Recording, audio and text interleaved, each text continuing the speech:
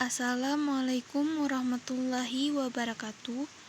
Baiklah, di sini saya akan membahas tentang hasil menganalisa kesalahan pedoman umum ejaan bahasa Indonesia dalam buku yang berjudul Bimbingan dan Konseling Pendidikan Formal, Non-Formal dan Informal karya Dr. Haji Sutirna MPD.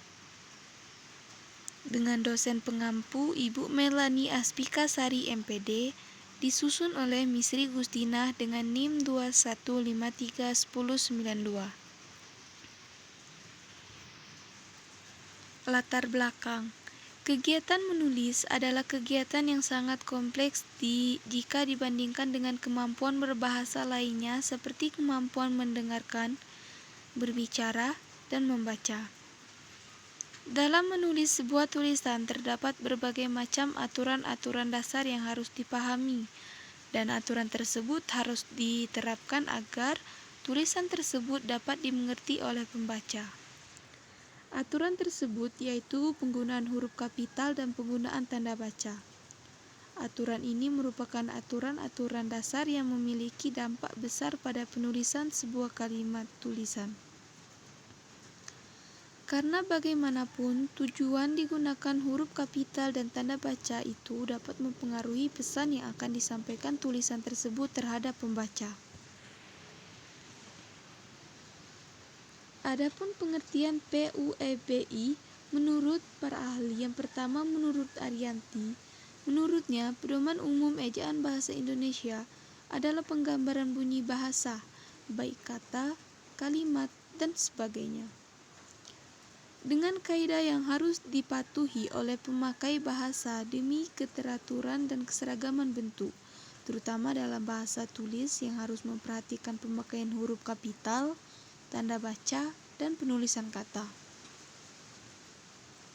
Menurut Murtiani dan kawan-kawan, EBI atau Ejaan Bahasa Indonesia adalah tata bahasa dalam bahasa Indonesia yang mengatur penggunaan bahasa Indonesia dalam tulisan, mulai dari pemakaian huruf, penulisan kata, penulisan unsur serapan, serta penggunaan tanda baca.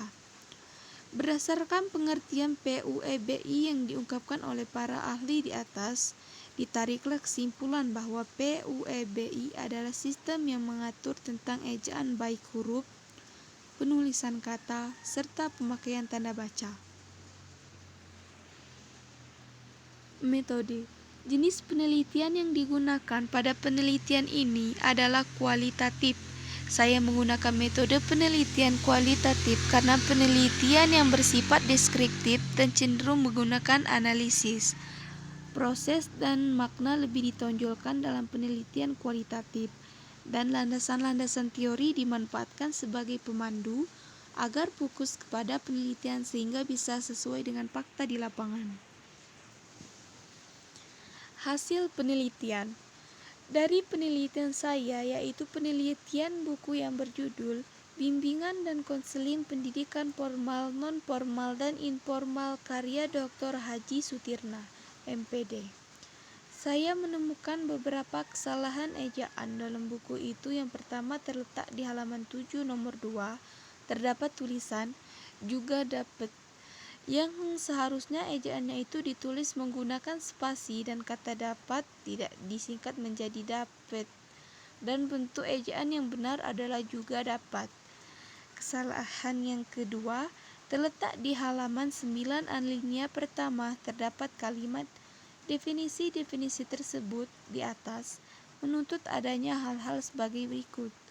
Di kalimat ini terdapat pemborosan kata, yaitu kata di atas. Sebelum kata di atas, sudah ada kata tersebut yang menunjukkan kalimat sebelumnya. Kesalahan yang ketiga terletak di halaman 10 di alinea kelima, terdapat kalimat tanpa spasi, yaitu adalah proses pemberian bantuan yang dilakukan oleh orang yang ahli kepada, yang seharusnya penulisannya itu ditulis adalah proses pemberian bantuan yang dilakukan oleh orang yang ahli kepada. Kesimpulan, Dari hasil penelitian yang saya lakukan dapat disimpulkan bahwa di buku itu masih terdapat kesalahan penulisan, ejaan baik kata maupun kalimat yang kurang efektif. Saran untuk penulis, saat menulis diharap teliti dan membaca lagi tulisannya sudah benar atau ada yang salah, karena tulisan atau ejaan kata yang salah akan membuat pembaca mengalami kesulitan dalam membaca atau memahami makna dari tulisan tersebut, sehingga ide pokok dan gagasan penulis tidak langsung tersampai kepada pembaca. Mungkin hanya itu saja pembahasan yang bisa saya bahas. Lebih kurang saya ucapkan mohon maaf. Sekian, terima kasih. Wassalamualaikum warahmatullahi wabarakatuh.